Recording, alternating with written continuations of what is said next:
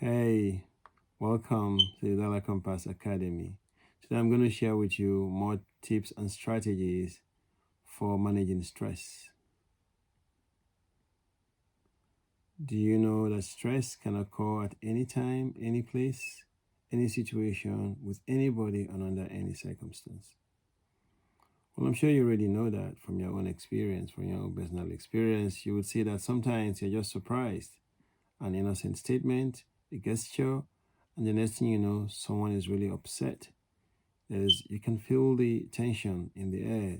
There's huge emotional tension. The body language changes, everything tightens up, and you're like, what did I just do? And maybe it was a joke on your part, or maybe you didn't, something you said in jest. But the problem is, it's already led to that emotional tension. And if you don't learn how to manage it, it's going to lead to more problems, frustrations, anger, and maybe even physical violence, you know, apart from its impact on your health. So, stress is not something we can afford to ignore when we want to stay healthy, when we want to maintain our personal wellness, when we want to maintain our family wellness. This is one of the reasons why I just want to share today more tips and strategies for managing stress. First thing is that you need to develop the tips and strategies that would help you. That means tips and strategies that fit into you as a person, your strategy, your personality, your circumstance, your personality traits, your understanding, your perspective. You know, you need to do that. You need to develop what will work for you, based on yourself and what you believe and the things that work for you. So, for example, if you're a person of faith, you need to pray. You have to make prayer a part of it for yourself. If you are not, maybe you need to meditate. You need to find other things that you feel you're more in control of that would help you. But you have to do things according to what represents you or what makes sense to you. So these tips and strategies today you can add to what you're doing, but they would help you. And 3 years ago, a friend, who was attending a birthday party, discovered that his first son, who is cherished for maybe more than 18 years, wasn't actually his. He was so devastated by the news and by, the circumstances, the gossip and everything that was part of that birthday party that he had a heart attack there and then. Luckily, he survived. He was rushed to the hospital and he survived, you know. And I kind of, knew the person who this happened to.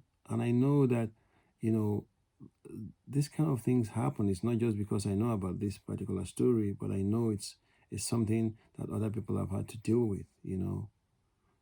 It's not entirely surprising because you know what stress actually does damage the inner lining of your vessels. Research to support that. So, and it can also lead to high blood pressure. So, if you combine that, it's not entirely surprising that certain sides of stress can lead to that impact. The good thing or the good news is that how stress affects us is actually there's some individual. It can be highly individualized, right? So, stress is a highly personalized, complex reaction that occurs due to the interactions between an individual and the environment, involving subjective perception and assessment of stressors. This is one of the definitions of stress or explanations for stress by Lessig Tosevics. You know, uh, his article in 2011, in addition with some other researchers, came up with this. I'd say a little bit complex, but I like it because it kind of explains everything. It is highly personalized, complex reaction, right? And there are some physiological reasons for it, and it depends on the individual's perception of some an assessment of stressors. So that's just how it is. That's why, for instance, something might upset one person, one word or one statement or one gesture might affect or upset one person, and for another person it's just a joke. It doesn't matter. It depends on perception, right? So that's the thing. But stress at the end is going to lead to a personalized, interconnected biological and psychological uh, reaction, right? There's a psychosocial aspect to it, and there is a physiological aspect to it, you know, all depending on how it is perceived and how it affects how the brain interprets it, and your experience and memory and so many factors. So that's why it's a highly personalized, complex reaction, you know. So the first step I would suggest in managing stress, or for in terms of tips and strategies for stress management, would be uh, to recognize the serious health impact that stress can have in our lives. Stress can lead to high blood pressure, it can lead to panic attacks, it can lead to headaches, it can lead to confusion and even heart attacks. Yes, it can. And why? Because I said it's highly personalized and complex reaction that can have both the psychosocial and the physiological reaction, you know. So when someone has experienced stress, in a given circumstance, or in a given circumstance, how you respond to it depends on each person, right? Unfortunately, one of the problems we have when it comes to stress is that because everyone's way of experiencing stress is different, there's a tendency to dismiss another person's account or experience of stress. Sometimes it's like saying you are afraid of a particular thing. Maybe you're afraid of heights and someone is not. So your fear is dismissed like it's not real. You know what I mean? It is real for you and it has some significant consequences for you, right?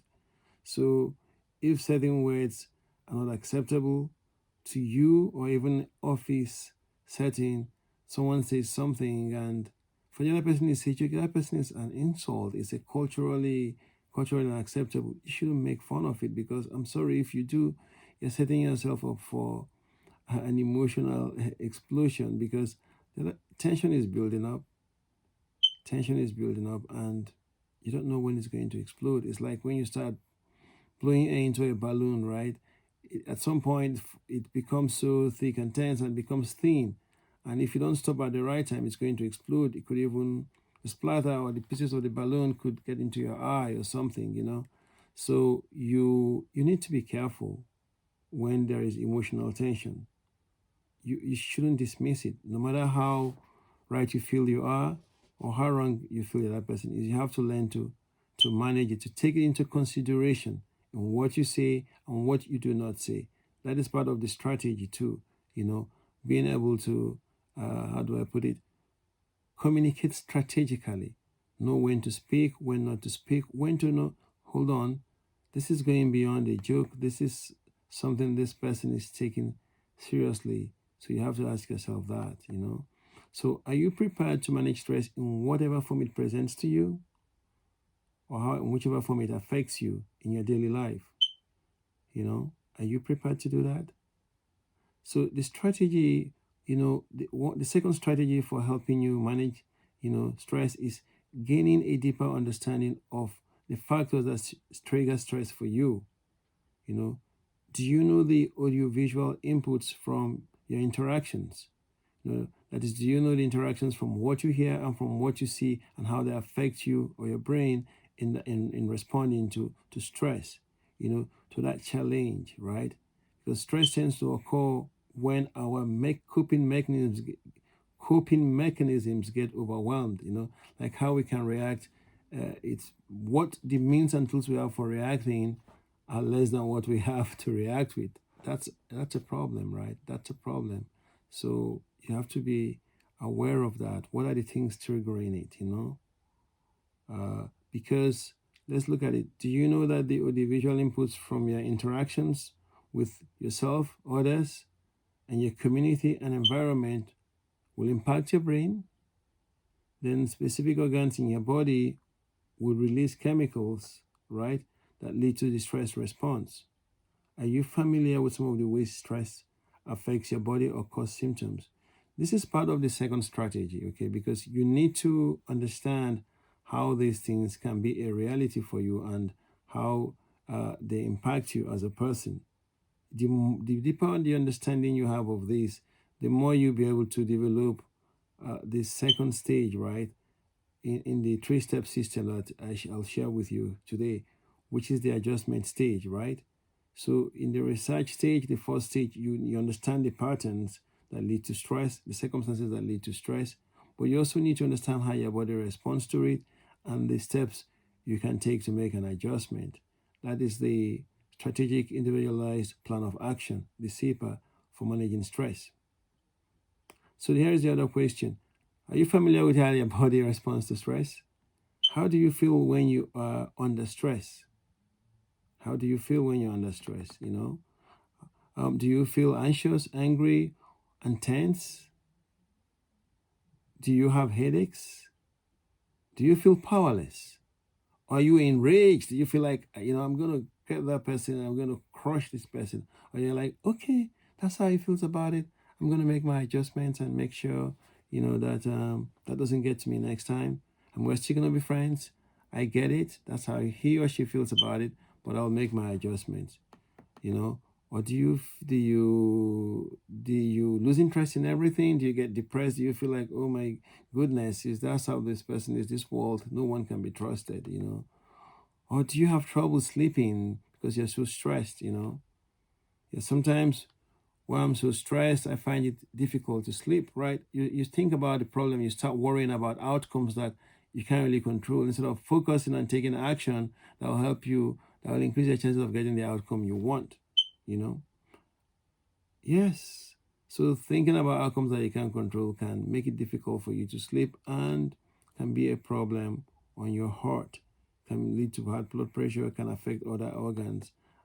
It can affect how you've eating experience. It can even lead to back pain and stomach problems too. You know, so you have to be careful. You know, you have to. What do I mean by being careful? You have to ask yourself, what are the thoughts that are driving?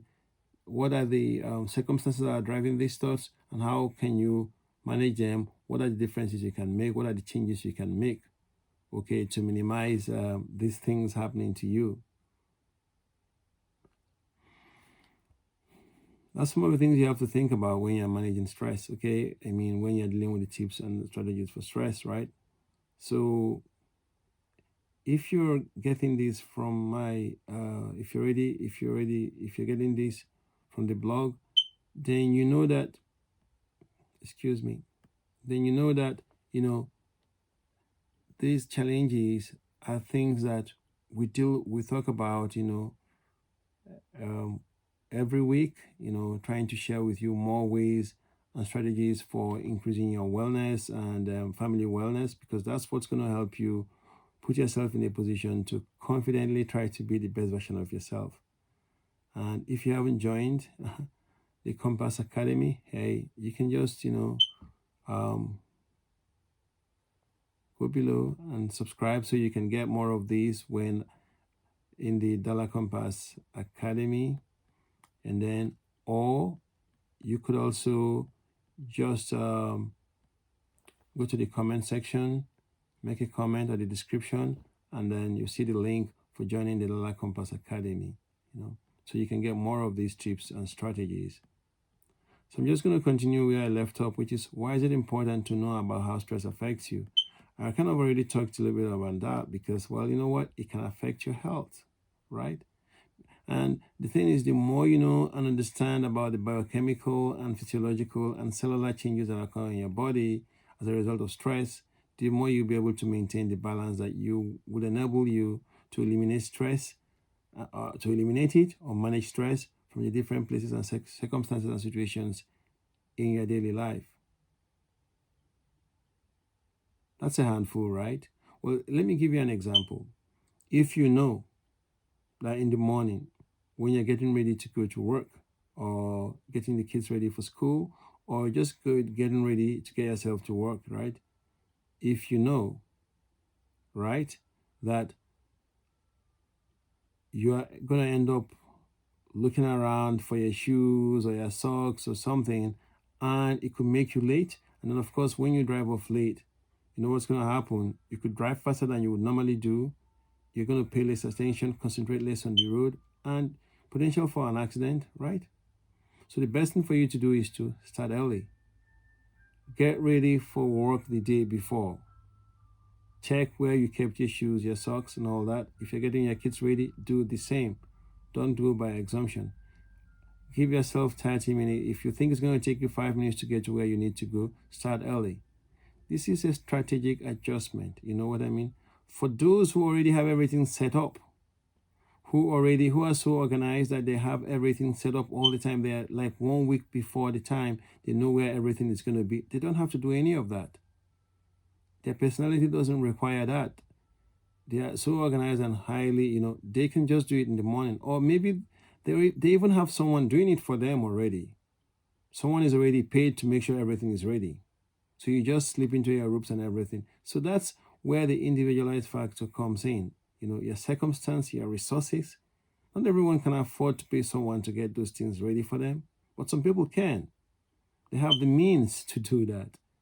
Well, some people can and they don't want to do it. They want to do it themselves too. So the personality comes in. But you have to know where you are. You have to know what you have and what you can use. And the important thing is that no matter where you're starting from, whether you live 5 minutes away from the place, whether you have the resources to have, you need to be there on time. People don't want to know what you went through to get there on time. The person that is driving beside you on the road doesn't want to know the kind of night you've had or how difficult it was for you to get these things and grab this and dash off at this. No. So if you live on time and there are issues, you will be able to get there on time, right? And you won't have that issue. So this is a combination of, this is putting the three-step system in action. So in this particular example that I gave, the goal was to get to work on time, right? The potential stressors were looking for clothes where they are and, make the night before, because you know your history and your pattern, right? And knowing that in the past you've had problems getting to those things on time. So you made adjustments, put things out before the next day, and leave early so that you're not in a hurry when you're driving. There might be some construction you didn't expect, some road closures, something. So that way you are prepared. You have a plan of action. You have strategically adjusted, for the potential sources of stress for executing that plan based on your own personality and circumstance. You did your research to understand that this particular situation has these potential stress triggers for you. So this is an example of some of the things that you can do when you have the appropriate training, which of course we offer in the stress management made easy training. Hey, it's something that you can sign up for. There's a link actually on this. If you're getting this the blog, that you can just click on and it'll take you to the training if you're not already part of the training. And if you go to the description part of this this video, you will see it too. If you're getting this as part of my YouTube channel, you'll see it there. But the key thing is, there is this, strategy for managing stress, and it is my three-step system for managing stress called, the three-step RAP system, right? It is the research, adjustment, and plan of action system.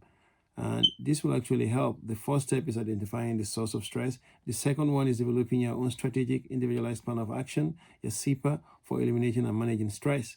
And the third step is the plan of action, practice, putting it into practice or having a plan of action that works for you as a person. These tips and strategies are just some of the ways that we achieve this three-step three-step system for managing stress. Well, I hope you found these tips useful. Let me know in the comment section, if there are additional aspects you want me to touch upon next time. If you have any questions, please reach out to me. I will definitely answer the questions. And as always, if we don't have the answer, we'll do the research for you and share with you what we found out. Well, I'll see you next time. Thank you.